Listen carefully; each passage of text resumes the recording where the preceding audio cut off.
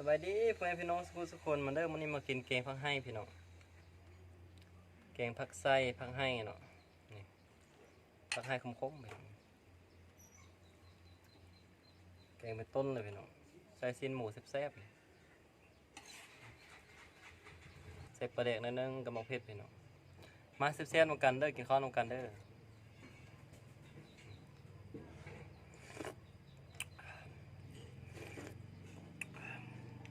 แกงมันฮ้อนตัวสวย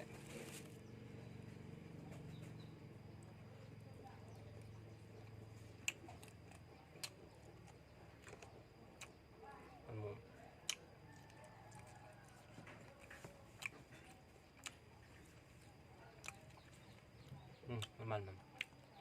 มันหมู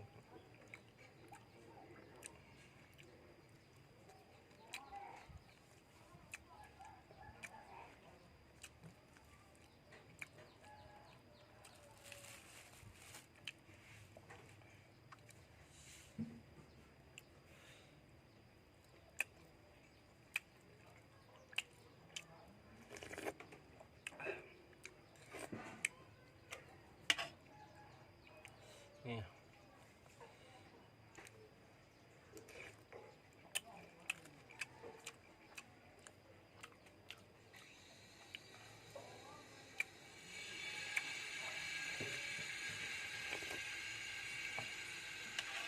นี่มากพี่น้อง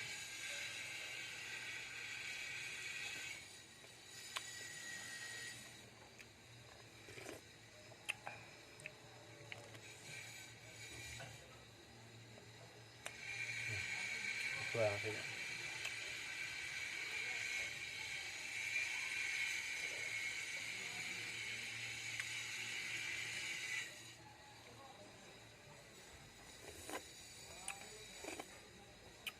ครบคักพี่น้องนี่กินหมู